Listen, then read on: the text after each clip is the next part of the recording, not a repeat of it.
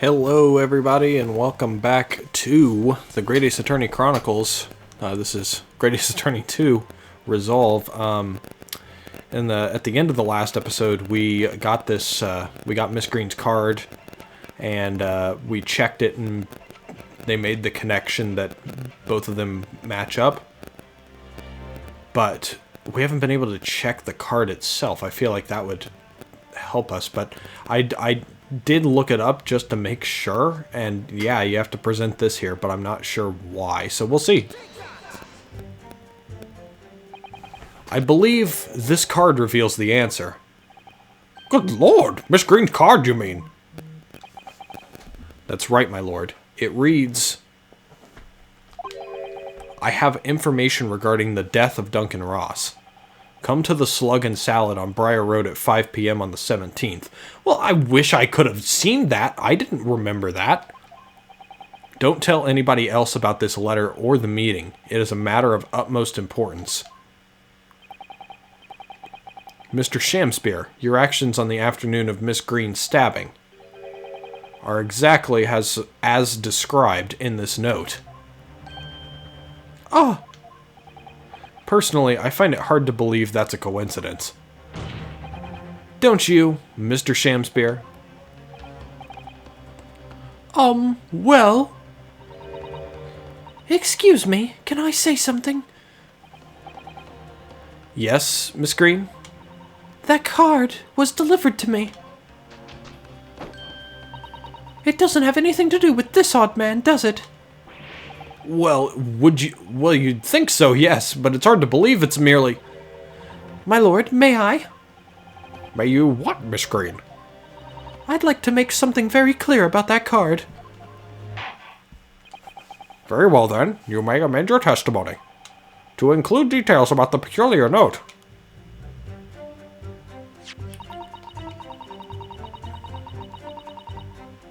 Oh, okay. I see. Well, we can foil that really quick. Because it was in Shamspeare's room. The day before the incident, exactly 1 week ago now, this note was delivered to your address. And upon carrying out the instructions in the note, you found yourself in hospital. Yes, I did. It's terrible, everything that's happened to me. Yes, it is terrible. If it's all true, that is. What do you mean? Miss Green, have a look at this, please. It's the torn-off end of an envelope. Oh, is it? And it so happens that it fits together perfectly with the envelope of the note you received. Where did you find that? In Mr. Shamspeare's room. In my room? Mr. Shamspeare, do you perhaps remember this note from somewhere? Well... Your actions that afternoon follow the instructions in the note to the letter. Come to the Slug and Salad on Briar Road at 5 p.m. on the 17th. And so that's exactly where you went. Get his ass. Get his ass. Get his ass. Let me ask you again, Mr. Shamspeare. You already knew about this note, didn't you? Don't fucking turn your head to me. And you, Miss Green. What did I do? As this torn-off end of the envelope proves, the note was originally in Mr. Shamspeare's room. How is it that it came to be in your possession? I don't have the first idea. I'm just a fledgling artist, after all. There is only one explanation. You broke into Mr. Shamspeare's room and stole it. You did what? Sorry, thou hast what? Oh, we got him out of character. Thou were in my room? What on earth do you want with me? I went a little bit Soseki there. It would seem that both witnesses need to testify again.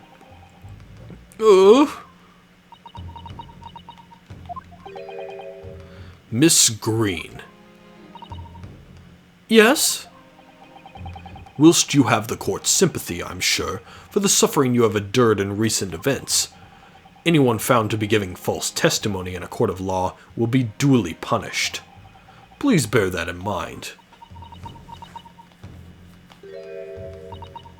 Yes, I know.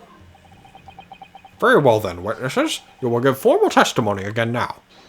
On the subject of this curious anomaly regarding the note Miss Green claims to have received. Okie dokie.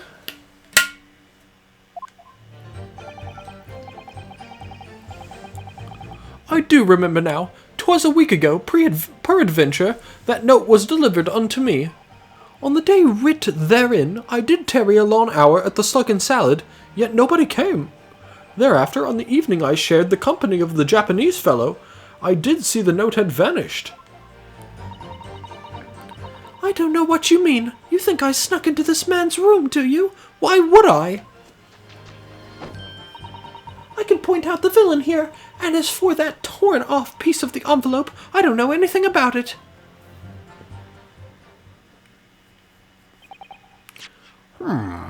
You now claim to have received this letter, do you, Mr. Shamspeare? Faith, 'tis so, my lord, and I would swear to have set it upon the table in my humble lodgings.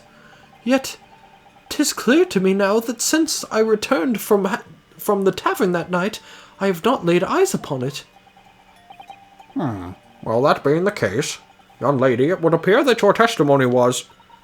A lie? Is that what you think? How unfair of you to think I'm the one lying. I beg your pardon? I'm just a fledgling artist, as I said. Fledgling artists don't lie. That note was delivered to me at my address. Besides, we all know who the liar around here is. If that's true, Miss Green, how do you explain the facts? This part of the envelope was, without question, found in Mr. Shamspeare's room. I don't see why I should explain. Sorry? I'm a fledgling artist. My job here is just to say what happened, that's all. It's your job to give the explanations and the proofs. You, the fledgling lawyer. The fledgling will do his best. Evidently, my learned friend's cross-examination is our only hope of learning the truth. Well, counsel? I'm ready, my lord. Very well, then. The defense will now proceed with the cross-examination of the witnesses. Miss Green clearly did break into Shamspeare's room. There can be no question of that. And that's how she acquired the note. Yes, two facts that are starting to lead me to a possible explanation for all this. And it's not a pretty one. I agree with that. It is definitely not a pretty one. I do remember now. 'Twas a week ago. Oh, I did not mean to do that. I forgot that this thing doesn't allow you to... Yeah, okay. And can you shed any light on the contents of the note at all? Nay, sire. 'Tis as strange to me as a foreign tongue. Even with a knowledge of literature as great as mine own, verily, 'tis impenetrable. But Mr. Duncan Ross had lodgings in the same household as you. In effect, he was your neighbor, so surely you knew him, didn't you? Alack, if the choices be twixt I knew him, and I knew him not, then 'tis with foreboding that I be forced to declare we were by some small measure acquainted. Despite your claims, though, you followed the note's instructions and went to the Slug and Salad. Presumably that was nothing to do with your knowledge of literature? Marry, naught will have the better of me, sire, save for the lure of curiosity. So 'tis true, I was compelled by mine own eager heart to betake myself to the tavern. Yet in the end, my curiosity was not satiated. Alright. So even after waiting for an hour, nobody appeared? Well, yes, sire. 'Tis as thou sayst. Really? You paused for a moment before you answered. In truth, when thou asked whether nobody had appeared, I did suddenly recall.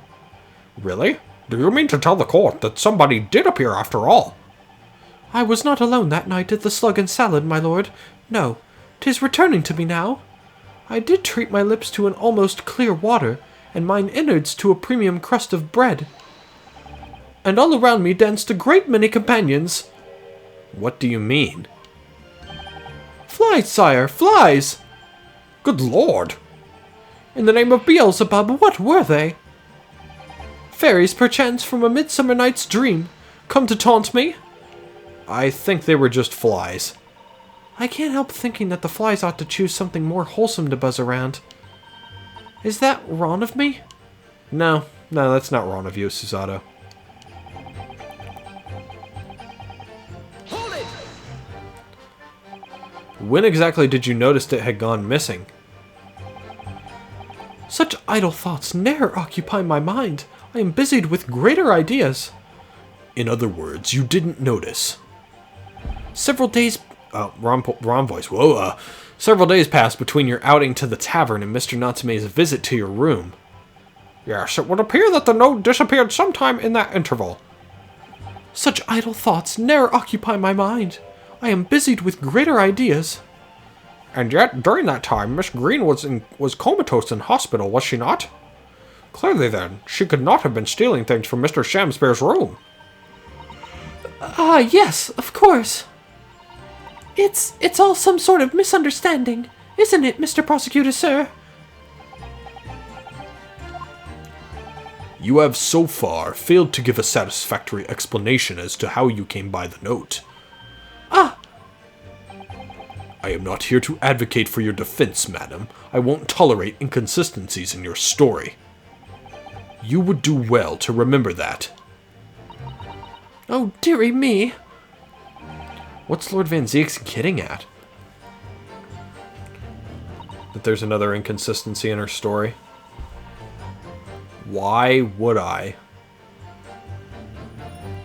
Do I need to present the strychnine bottle there? I don't know.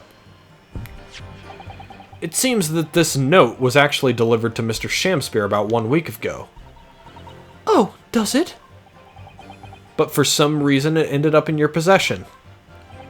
I can't think of any way that could have happened, except for you breaking into Mr. Shamspeare's lodgings. But for what reason would the witness have done that? I won't deny that Miss Green's possession of the note would appear to defy logic. However, until and unless her involvement in this case can be proven in some other way, any further pursuit of this note is meaningless. Miss Green could only have come to be in possession of the note by stealing it from Mr. Shamspeare's room. And yet, there's no obvious reason why she would have done such a thing. What if there was some other reason she broke into his lodgings, though? Yes, we should pursue that idea, Mr. Naruhodo. We're close now. I can feel it. We're so close to a breakthrough.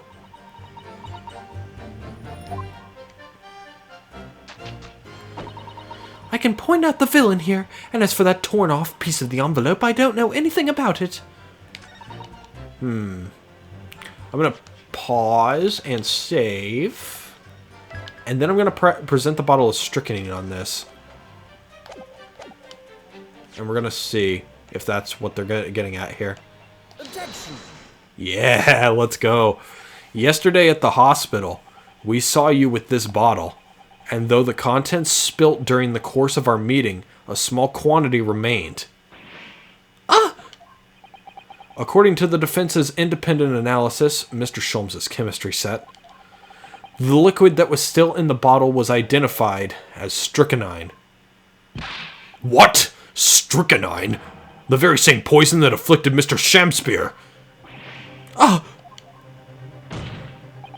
Miss Green, you broke into this man's lodgings for one reason and one reason alone.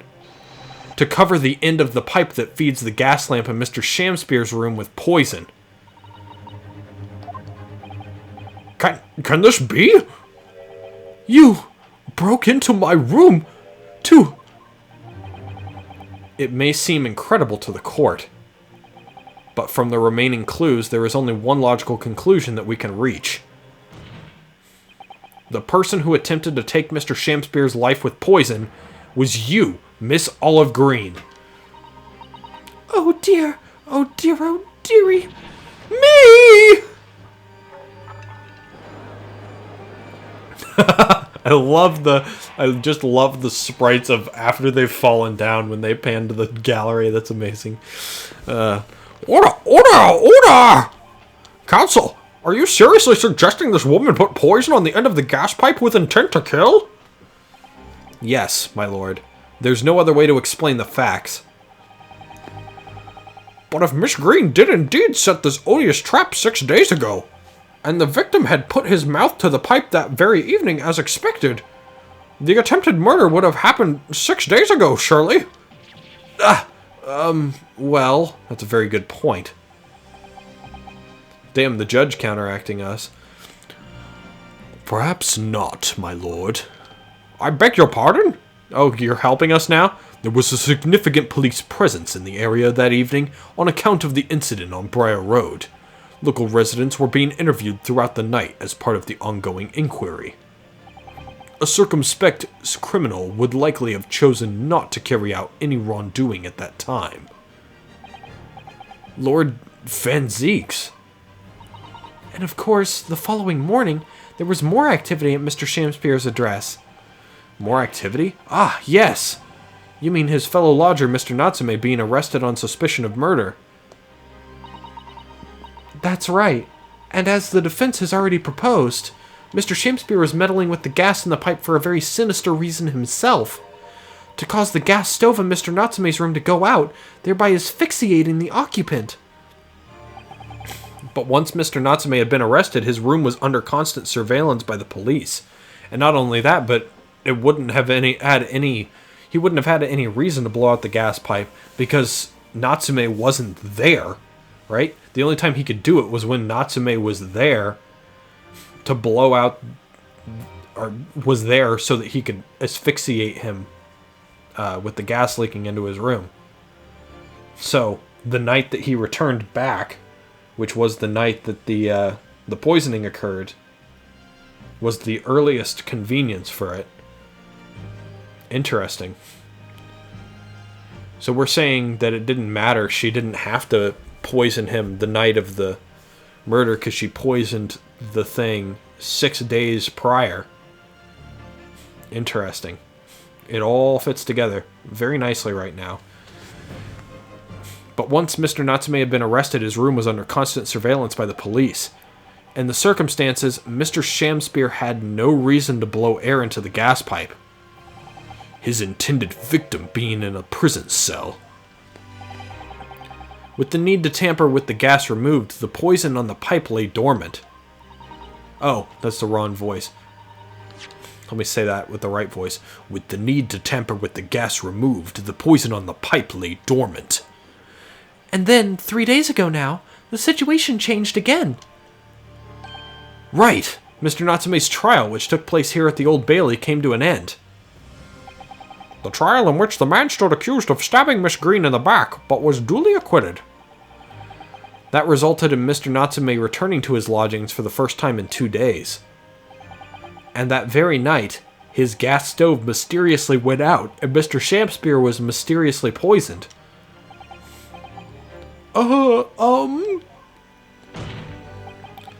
In conclusion, the poison that was present on the mouth of the gas pipe had been put there in the victim's room some 4 days earlier. Mary! Damn, she really hasn't painted fucking anything, has she? You just see the easel there? There's nothing on it. She hasn't painted anything. With that new understanding, it becomes clear that this letter was all part of the plan. What plan? The court will recall that the note gave instructions to visit the Slug and Salad at 5 o'clock, and that the recipient should tell nobody else. The reason for those instructions are now clear. To ensure that the lodger would not be at home at the stated time. To make sure I wasn't home? Exactly. While you were out, Miss Green could safely slip into your room, knowing that she wouldn't be disturbed. You mean to say that letter was written by Miss Green, yes.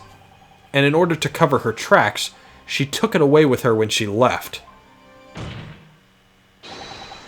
Just after she smeared poison over the mouth of the gas pipe in your room. However, on her way out, she got stabbed by that flying knife.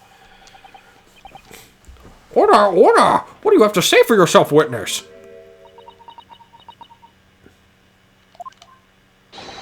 Just who are you? Why did you try to kill me?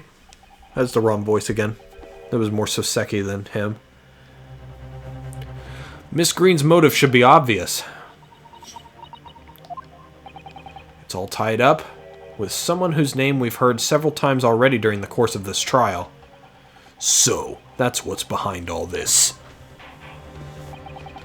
You will share your... wrong voice again. You will share your apparent understanding with the court, please, counsel. Which person is behind this woman's motive for the attack on the victim's life? Duncan Ross. Boop. Duncan Ross.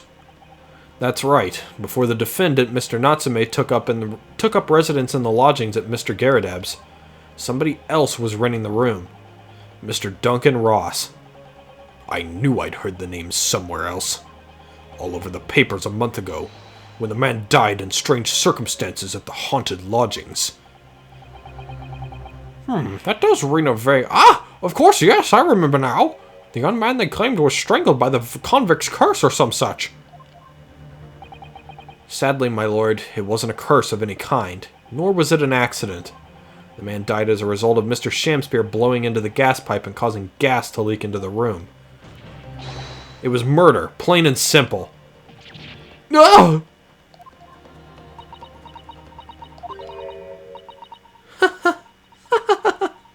Well, what do you know? The world is so unfair. Curses, curious deaths. That's all people care about. If it's an interesting story, they want to know. It doesn't cross their minds that real people are involved. And once they're bored, just 1 month later, once the story's lost its appeal, everyone's forgotten him. You mean you? Duncan was... Mr. Ross was Miss Green's fiancé. Fiancé? You may not have known until now who Miss Green really is, Mr. Shamspeare. But she's known exactly who you are all along, because you're her sworn enemy, the murderer who took the life of the man she was to marry. Marry! I'm kind of just sneaking Soseki into his voice repeatedly. Miss Green, is it not the case that in order to exact revenge on Mr. Shamspeare, you smeared poison over the end of the gas pipe?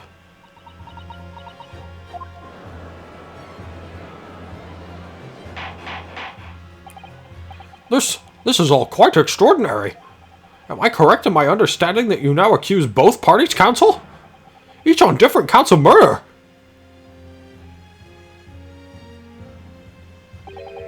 Yes, my lord, that's correct.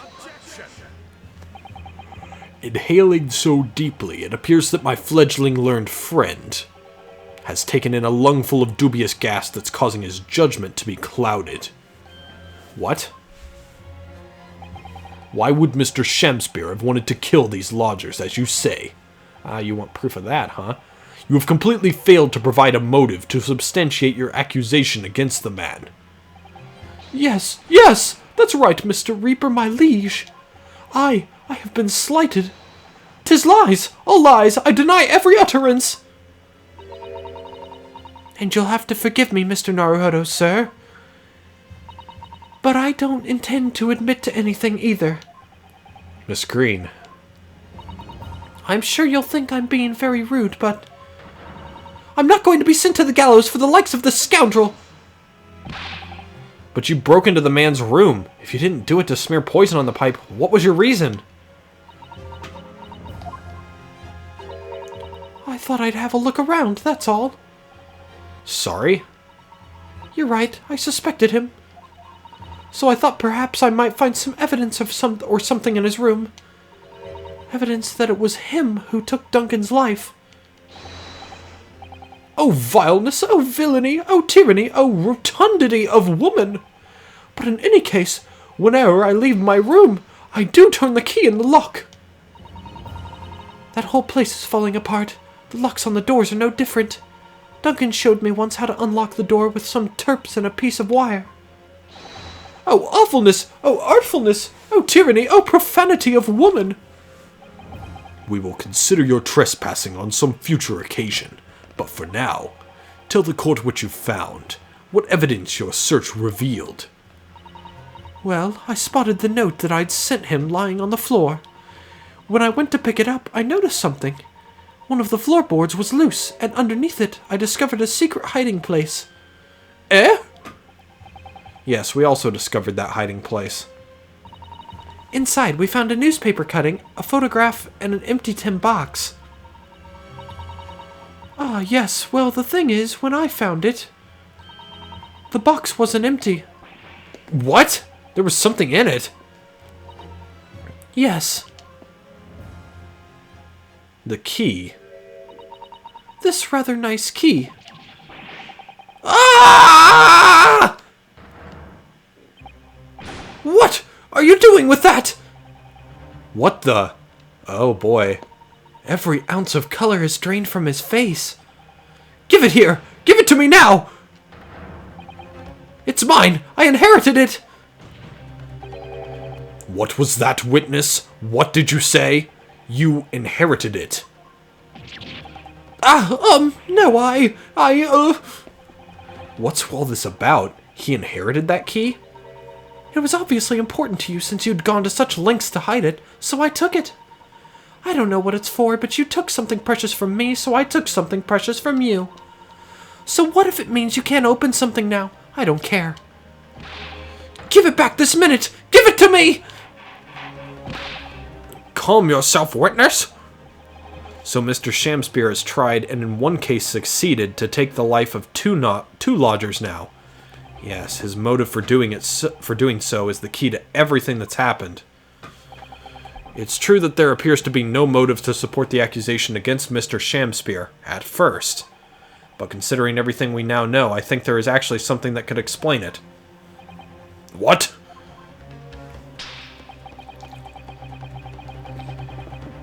This is going to be the end right here. I need to recall every piece of evidence at our disposal, everything we've seen and heard. Because I'm sure that I just caught a glimpse of the link that runs through all of these events. Yep, this is it.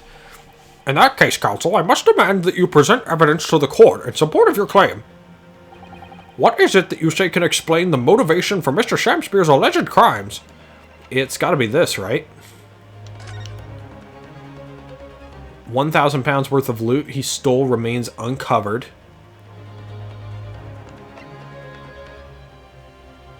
And he died in prison, so that's the inheritance. And that shit was found in his floorboards. And the key was there too. I think the key probably is like the key to where he hid all of his loot, and it probably exists in Soseki Natsume's room, right? I mean, that's the whole link together. And I believe I had figured out most of that just based on the evidence that we were getting at the end of the trial the last time. Or, not the end of the trial the last time. The end of the investigation the last time. Alright, so this is going to be it. I think this is going to be the last piece of evidence. That's an official police report, is it not? The Selden file? How did you get a hold of that? Selden? The now sadly deceased Mr. Ross and the defendant, Mr. Natsume, have only one thing linking them. The fact that they had lodgings in the same room. Well, yes, we know this, certainly. A room that was formerly occupied by Selden. Until, that is, he was arrested by Scotland Yard for his involvement in multiple burglaries. I see. And it so happens that the convict Selden left behind one very substantial mystery when he died. The some 1,000 pounds worth of loot that he stole, which as yet remains to be found. Ah, yes, of course. It's coming back to me now. It's written in his file here. 1,000 pounds lost en route to hell. That was how the paper summed it up. and it seems that one particular fellow inmate was with the convict in his final moments. It's not hard to imagine Selden entrusting that inmate with his most closely guarded secret, the location of the stolen loot, and perhaps a key to unlock whatever container the valuables were in. Ah, you mean this key is... Mr. Shamspear, it was you, wasn't it? You were at the capital offender's side when he died, were you not? What are you talking about? 'Tis a false charge, I tell you! A false charge! The name of the inmate who was with Selden at his death isn't noted in this file, but a simple telegram to the prison where he died would quickly tell us how false the charge really is. Oh... But even if it's true, why would the man be so intent on killing every subsequent occupant of the convict's lodgings? There's only one explanation for that, my lord. It was in that very room that Selden hid his loot.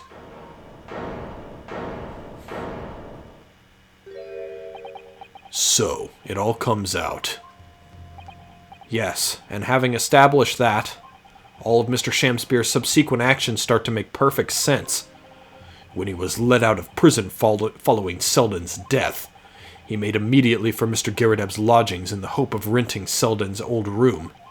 However, the retired army man was unable to offer him the accommodation of his choice. Because Selden's old room had already been lent to somebody else, Mr. Duncan Ross. Which is why Mr. Shamspear subsequently devised his gas-based plot to kill the occupant of the room. And when he was successful, he presumably intended to inquire about switching into the newly vacant room. Everything connects, fuck you, Shamspear! However, a certain jittery someone had beat him to it. Mr. Soseki Natsume, the defendant of this case no less. So you decided to use the ploy with the gas again, didn't you, Mr. Shamspear? This time to oust Mr. Natsume. All for one simple and avaricious reason, to get your hands on the 1,000 pounds of loot left behind by the dead convict.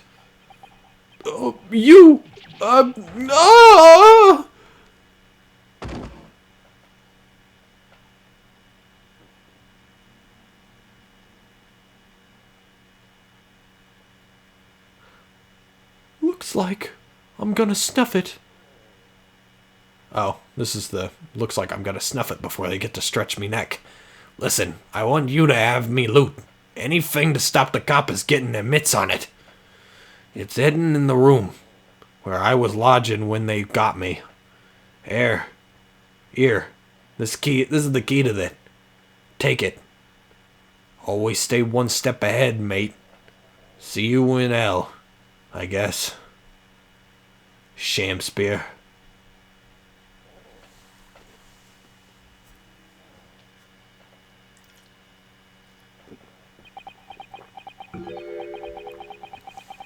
It's mine. What did he just say? It's mine. That loot is mine. Ooh. Mr. Shamspear. It's all lies. I don't accept any of it. Why should I? After all, you don't have a shred of evidence. You can't prove I killed that fellow.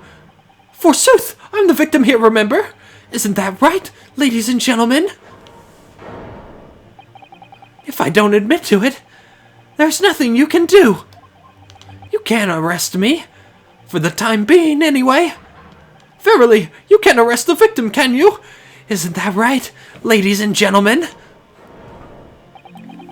I'm so close. I just need a few more hours. I swore to myself that I'd get my hands on it. And I can almost taste it now. Do you really think I'd just give up? There's no question in my mind now. This man is guilty through and through. But he seems so utterly intoxicated by the idea of that loot. I'm afraid that however hard you press him, he'll never admit to what he's done, Mr. Naruhodo. There is a way. Pardon? There's one way I can finish him. No. He's already committed the most heinous crimes to get his hand on that loot, which means all we need to do is find it first. A fine plan. Were it not for the fact that the police thoroughly searched the room following the death of Mr. Ross. If it's there at all, it must be very well hidden indeed. Without conclusive evidence, I certainly cannot rule. If only there was some way we could find the convict's loot quickly. This is the final piece in this complex puzzle, but I think we might have it in our possession already. Or rather, I think we may well have something that can help us find where that loot is hidden. I'm raising my hand. Teacher, teacher, call on me, teacher. My lord! Yes, counsel? The defense would like to make a proposal about how to find the late convict's hidden loot.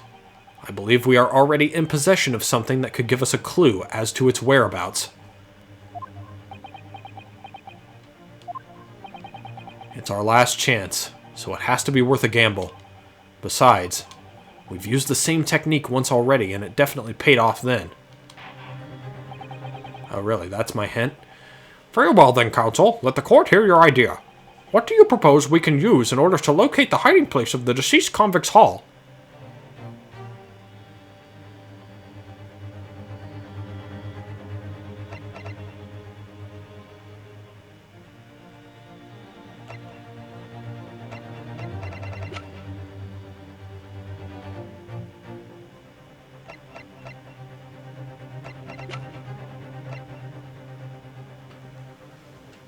And my history says we've already used the same technique once already and it paid off then. Last chance, so it has to be worth a gamble. I'm guessing this. This is my guess. My guess is we want Herlock Sholmes's print thing to be allowed in the search of the room, because if you can find out where there's a bunch of handprints and where they found the loot,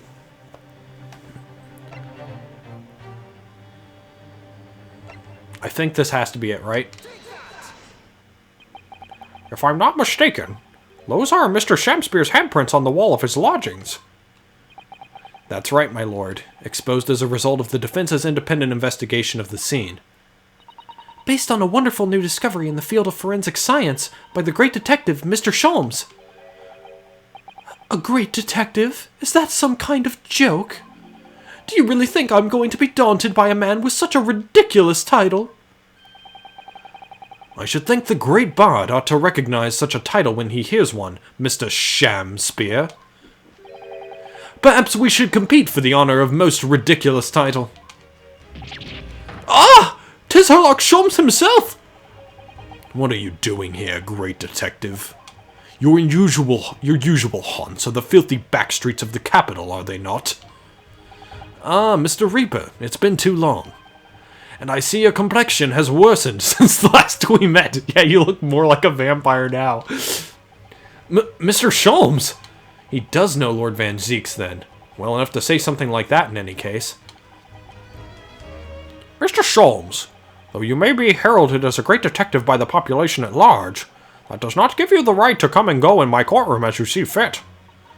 If I may, my lord, Mr. Sholmes's newly developed scientific method has helped us to uncover vital clues in this case already. Clues, you say? I call them skin prints, my lord. My method identifies every location touched by an individual under scrutiny. It's the method by which we were able to ascertain this gentleman's gas pipe activities. Ah! You need only a small sample of something the individual has previously touched to make an indicator solution. In your case, sir, I used the teacup you had been holding. Elementary. So now, Mr. Naruhodo. Ah, yes? What am I to use as a sample to make the indicator solution this time? Thank you for offering to help, Mr. Sholmes. When the convict was arrested, he was living in what is now Soseki-san's room. We need a sample to help locate Selden's loot that is hidden in his old room. What form will the sample take?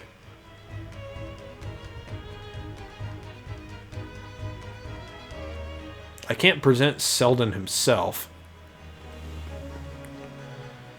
We need a sample to help locate Selden's loot.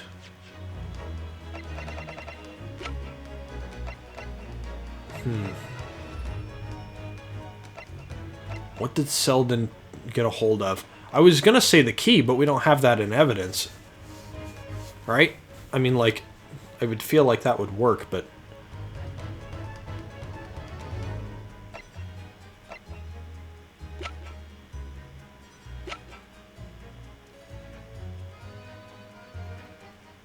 we might be able to use the gas meter, but I feel like the previous two occupants probably also used that.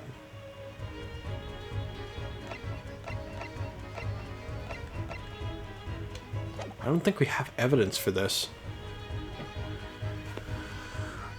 A sample to help locate Selden's loot that's hidden in his old room.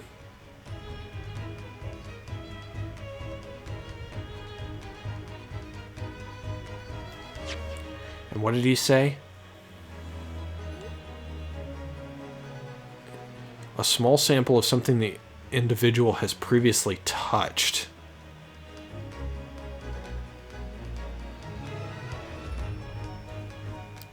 I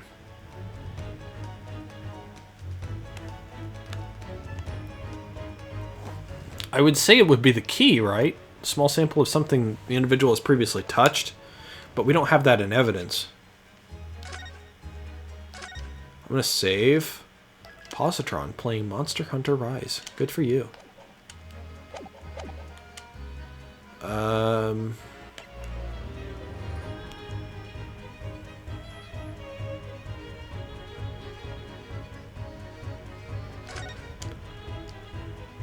I suppose we could present Soseki, right? We will need something of Selden's in order to create the indicator solution to find his loot. And something the convict owned happens to be in the possession of somebody listed in the court record. Upon my word, Mr. Naruhodo, your powers of reasoning appear to be on the up. So that's the stretch that they wanted me to take, okay. So, which particular person do you have in mind? From whom can we obtain a possession of the late convict Selden? Well, that would be Green, right? Because Green has the key. Miss Green. Ah, me? What do you want with me? The key around your neck, if you please. Sorry? That key belonged to Selden. There will be remnants of secretions from the man's skin on its surface that we can use. Very true. That is the sample we need. Using it, we can create the indicator solution required for Mr. Sholmes's skin print seeker and find out exactly what Selden touched in the room that he used to rent. He used to rent. Ah! Mr. Shamspeare, as one great detective, as one great to another, I assure you. If the late convict's haul is hidden somewhere in his former lodgings, I shall uncover it in no more than 30 minutes. So, Mr. Shamspeare, the truth is well within our grasp now, and as such, you will never get your hands on Selden's stolen wealth.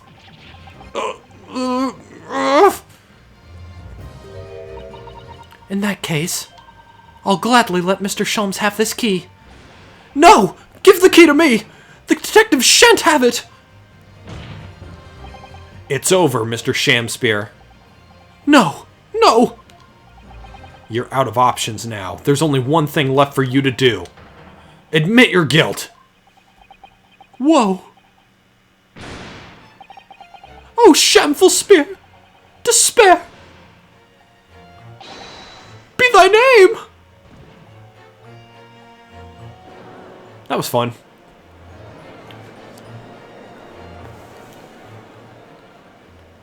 A lot of people criticize the cornered theme from this game, and the previous game, of course, for not being like as, oh, I'm cornering a bad guy with it.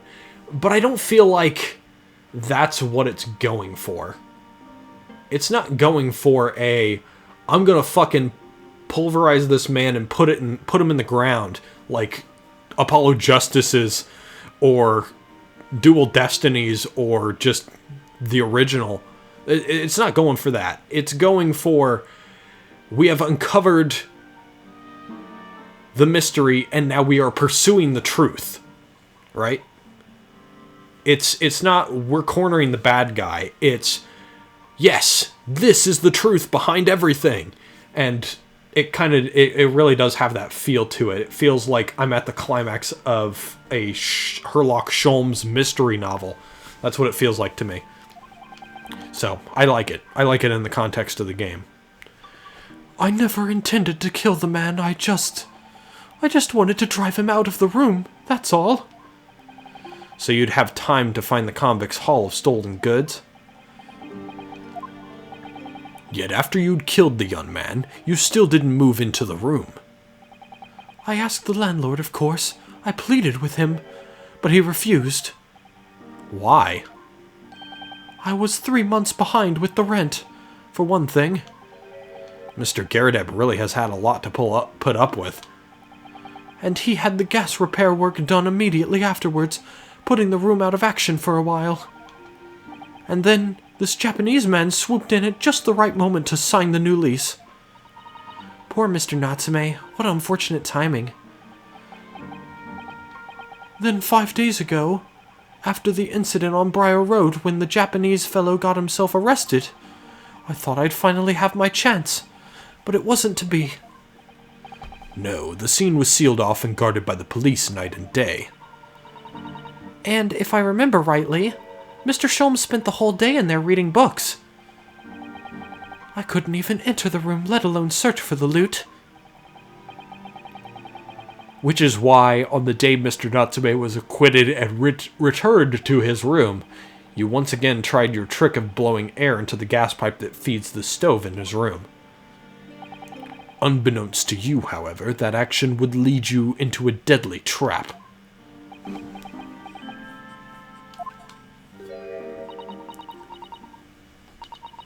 William Shakespeare. How does it go? To be or not to be? That is the question. From Shakespeare's Hamlet, Act 3, Scene 1. Well, let me tell you, in your case, it's not to be. That is the answer. You deserve to die for what you've done.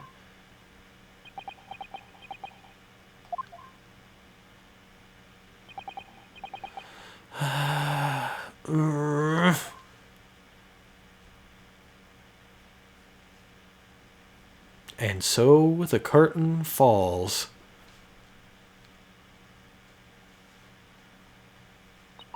Epilogue. At first, no, I'm not gonna like start reciting things. All right. At first, I really did think it was just a terrible accident. I'll never forget our conversation the night before Duncan died.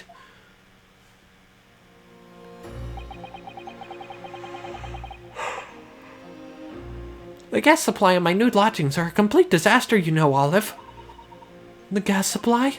Yes, the stove always seems to go out in the middle of the night for some reason. That's no joke. They say it's the convict's curse. Oh, Duncan, please, don't stay there. I don't care how cheap it is. All right, then, if it's that important to you, I'll start looking for a new place. There are spare rooms at my house. Why don't you leave that horrible room tonight? No, I'd better not. We said we'd wait until we graduated before we told our parents, remember? But that was the last time we ever spoke. That very night he fell victim to the gas. If only I had known it was going to happen, I'd have insisted that he left that horrible room that instant. But instead, all I've been left with is bitter regret. I stopped going to school, but something kept drawing me back to the house on Briar Road. I saw a stooped, Eastern-looking man with a mustache coming from out of the house one day when I was there. He walked up the road to Grubb's Grubbery for some food, so I followed him and sat myself down next to him. He had some watery-looking soup and started to pick a quarrel with the publican. That place is cursed, I tell you! Cursed! The ghost of that convict who used to live there is trying to suffocate me!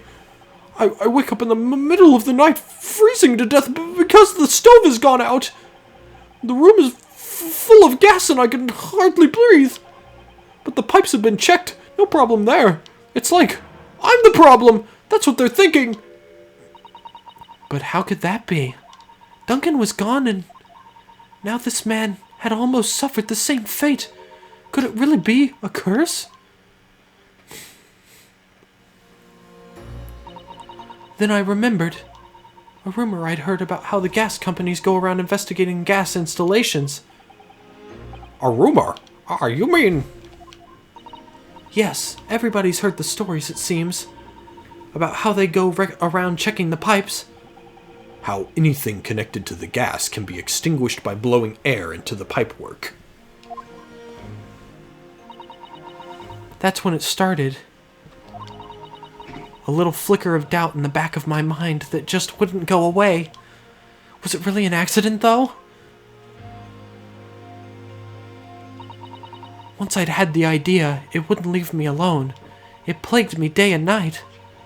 So I bought this at one of the black markets in the East End. Black market? I'd never been, I just heard people talk about them, and you really can buy anything you can think of there. In some ways, being able to get my hands on this so easily made me even more determined. I had to find out one way or another. Was Duncan's death an accident, or was it murder? And your chosen method for establishing the truth was simple, but highly effective. Smear poison on the gas pipe you suspected the man of tampering with, and wait. If Mr. Shamspear was innocent, nothing would come of what you'd done.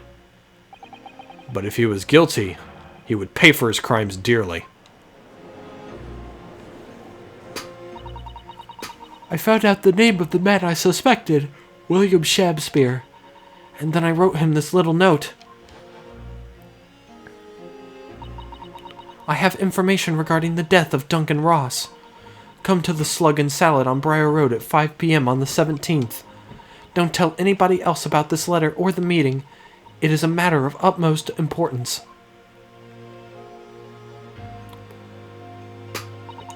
If he'd done it, I knew that would worry him enough so he'd be sure to go. So I waited to see if it worked. And of course, Mr. Shamspear followed the instructions to the letter. I worked out where the gas pipe was straight away. So I smeared a good amount of poison I'd bought all around the mouth of the pipe, all the time praying that the devil's work wouldn't be done, and that it was all just some wild fantasy.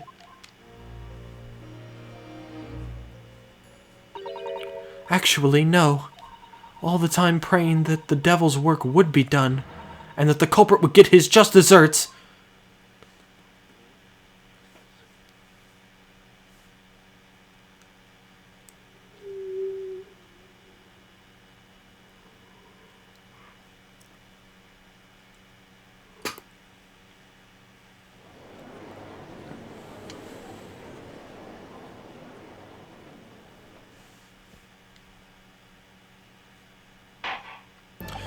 What a sad story, to be quite honest. And it spans 2 different cases. Technically, 3 or 4, because you had Selden involved and you had Duncan Ross involved, and that was a mysterious death that they couldn't find the answer for. 3 days ago, when you were first stood in the dock before me, this whole affair seemed relatively straightforward. The thing that piques my interest right now, though, is the fact that we still don't have the information that we need as to why there was some mysterious circumstances around this case, aka, like, why they didn't want people talking about it or anything like that. Because Susato wrote Naruhodo the note and told him about it and was like, that case contains clues. I wonder. Yes, my lord. I certainly never imagined the depths of depravity that we should subsequently find lurking behind the scenes. It has been a long road, my Nipponese friend. Oh, yes. And one I certainly didn't envisage walking with you. Nevertheless, together we have reached the light at the end of the tunnel, as it were. Miss Green. Yes, my lord? You will henceforth be stripped of your freedom, as punishment for the attempted murder of Mr. William Shamspeare. Yes, I know. And you, Mr. Shamspeare, you will be tried for the murder of Duncan Ross in cold blood, and the subsequent attempted murder of Mr. Soseki Natsume here present.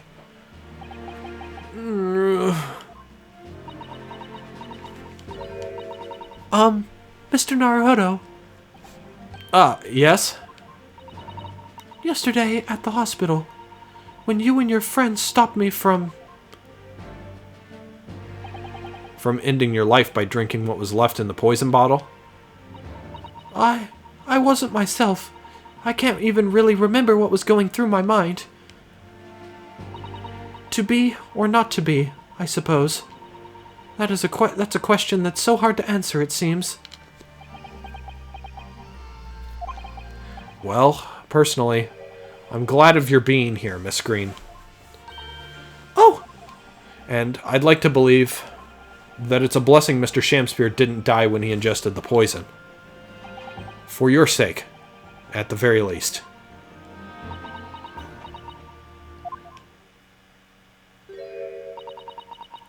Because of you, I chose life, not death. And now you've made the truth come out at last. Really, I can't thank you enough. Oh, Miss Green. Mr. Soseki Natsume, Yes, my lord. the court declares that you are exonerated from all blame in this matter. Accordingly, I would call upon the ladies and gentlemen of the jury to present a verdict of not guilty. We are in full agreement, my lord.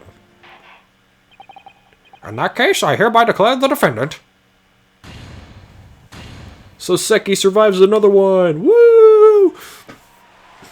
We're all in agreement, except those two still have a fucking guilty marker behind their head.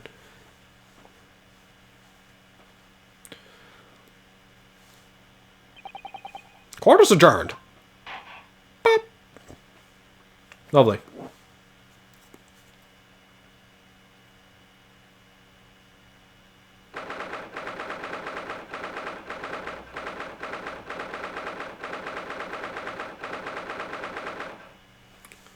The Old Bailey. Oh, yes, yes, at last. Divine justice duly done. Divine justice. My dear fellow, if there were any divine justice in this world, you would shave that moustache. No, this has nothing to do with my moustache. Some say that a luxuriant moustache is a sign of physical... Okay, I gotta stop saying moustache, because having Susato say it is just ridiculous. Luxuriant mustache is a sign of physical prowess, Mr. Sholmes. Lookum student Mr. Naruhodo Esquire. Once again, you've saved me from doom. I'm very happy to have been able to help, Mr. Natsume. Congratulations on your acquittal. You're second in almost as many days. I was first acquainted with and gained affection for English literature whilst in our great homeland empire. And then, by a twist of fate, I was brought to the land that bore the fruit of that literature. Only, the city of bricks and mortar became my prison. Try as I might, I never found my feet here. In the end, I confined myself to my room and lived life through friendly old books. You've had such a difficult time, haven't you?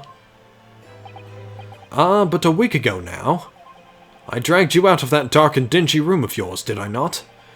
You did, and I've seen more of life in this week than in all my years to date. And for the first time, I feel I've begun to see the true face of the English that's so far been hiding beneath me. Oh my god. That's so far been hiding from me behind the wall of fog. That's a lot of prepositions.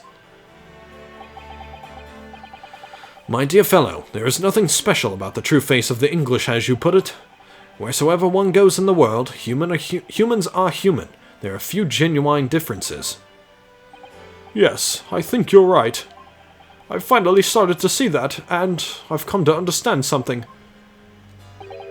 I've worked out why I was attracted to English literature in the first place. It made me see that whatever our nationality, we humans all have the same hopes and fears. We're all just doing our best to live. Well said. I've come to feel the same way. I've made a decision, too. I'm going to cut short my study tour here and return to Japan. What? Just when we'd become friends here in England. What a terrible shame. Oh, I know. That does tug at my heartstrings. It really does.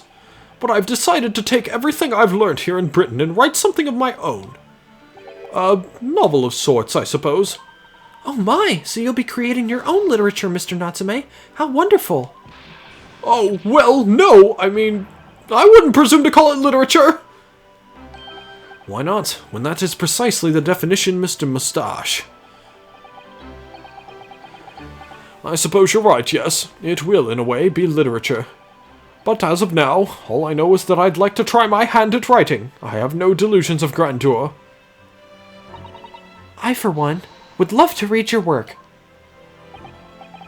Well, all things considered, it may be for the best. After all, you have once again emerged victorious from a battle with the Reaper. Ah! That's very true. And there is no salvation for a person in the dock when the Reaper is the prosecutor.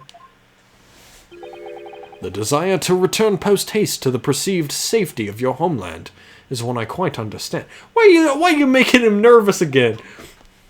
You're making him paranoid, really. My goodness, yes. Faced with such a terrifying prospect. Nobody would consider that cowardly, I'm quite sure. But that's not why I'm leaving. I mean it. Objection. And that was the case that we found ourselves embroiled in 6 months ago now.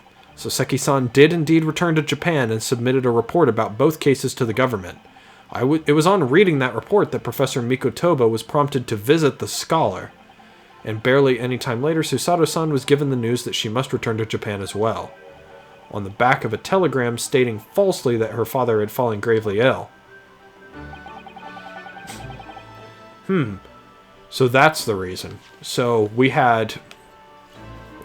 So Seki-san's report on both of those cases, Professor Mikotoba visited Soseki and then recalled Susato back home. Must have been something in this case that prompted him to recall Susato back to Japan under false pretenses. Maybe it has something to do with the stolen loot? The only possible explanation that comes to mind is what happened after the trial on the following day. The day that we uncovered the loot hidden by the now deceased convict in his former lodgings. Oh, really? Oh, it's still going. Okay. We got more. This has gone over an hour. We will finish this. We will finish until the to be continued and we start the next episode in the next part. That's what we're going to do. Oh, well done, Mr. Sholmes. How simply marvelous of you. To uncover the secret hiding place in just one day. Wasn't it supposed to take 30 minutes? As I believe I told you, my dear fellows, skin prints are extremely useful in such situations. Wouldn't you agree, Gregson? Oh my god. So violent. Grigsy's been happily munching in agreement this whole time, you know, Hurley. I've been missing Iris, to be quite honest. Happily? I think perhaps humorlessly might be closer to the truth. So, it transpires the man fashioned a hiding place in the ceiling. And what's in it? What exactly is the loot? Let us look then, if you're ready. Let's examine the late burglar's haul. What is that? Ooh, blood. It looks to be some sort of neckband or collar. A collar? It's huge, though. And look at all the gemstones set in it. I can see why it was claimed to be worth 1,000 pounds. Perhaps I could have it as a belt. Oh, have you noticed the inside there? There are some dark stains. You don't think they could be blood, do you? I mean, there's quite a lot of it. On second thoughts, perhaps I won't have it as a belt. Then of course there's this emblem here. A large letter B and a small crown. What does it signify, do you think? Oh, I hadn't noticed that.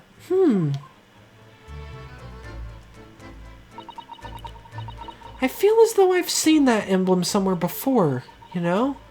Where could it have been? That's enough of that, I think.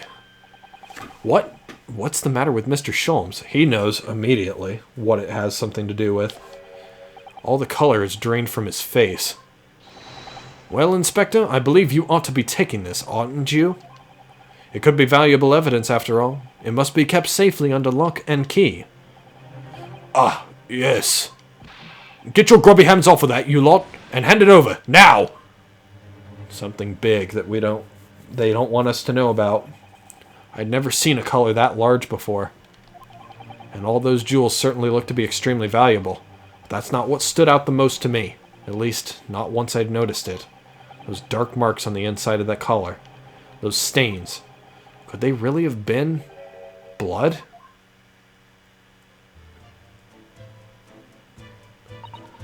Well, that was a funny case, wasn't it? But it's all buttoned up now. And you look very pleased, Iris. I am, because I was starting to wonder what I could use as the basis of this month's story in the magazine. But this case will be perfect. It's been so fascinating. You're talking about the latest installment. Is that how you write installment? I don't remember, but feel like they may have missed an L there. Of the Adventures of Herlock Sholmes, I presume. The Mystery of the Knife in the Mist, and the Mustached Man and the Convict's Curse, perhaps. I could make it a 2-part story. Oh, I can't wait. A word, please, Iris.